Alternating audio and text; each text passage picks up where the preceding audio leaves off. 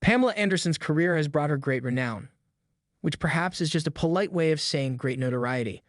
Her fame rests, for the most part, on the lightweight beach hit Baywatch and her sex cake scandal with rocker Tommy Lee.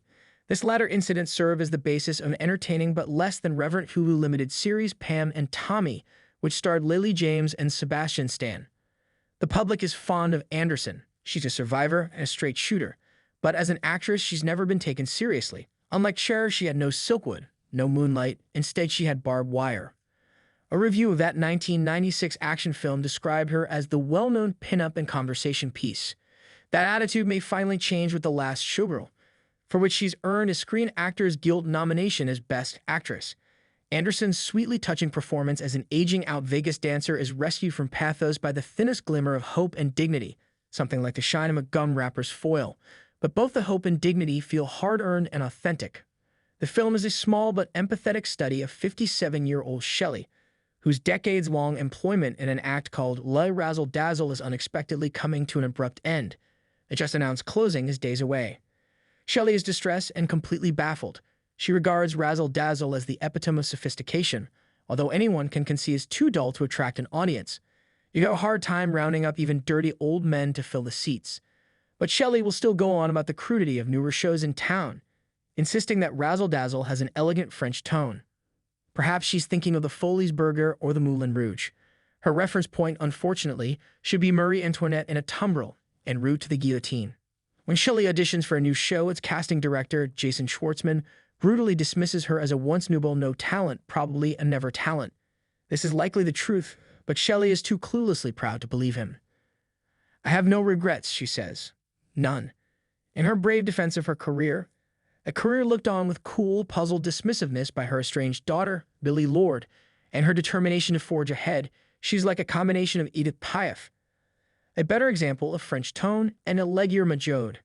But what will Shelley's future be? She considers it a step down to become cocktail waitress like her friend Annette, Jamie Lee Curtis, orange-tanned and running herself ragged with desperate energy. She's in great shape, certainly, and she can flash a smile wide and bright enough to be seen clear out in the Mojave Desert. Still, her days of glitter and sequins are gone, heading for the dark cavern where Siegfried, Roy, and their tigers sleep for eternity. The more serious question is whether she'll be losing her identity as well. The film ends with nothing really resolved and no real understanding or explanation of why Shelley talks about being a showgirl as fervently as Street Theories of Lisieux. One final French reference, prayed to be accepted into the Carmelites. It's practically been a vocation for Shelley, her only ambition. She never even dreamed of being a rockette. Instead, for decades, she's strapped on a pair of diaphanous wings and shimmered onto the stage, looking not so much like a butterfly as a moth dreaming of metamorphic glory. The costumes are vintage designs created by Bob Mackie and Pete Menefee. And this is all she ever wanted? Why? There's a sad blankness to Shelley, who speaks in a high, urgent voice and stares at everyone with a look of astonishment.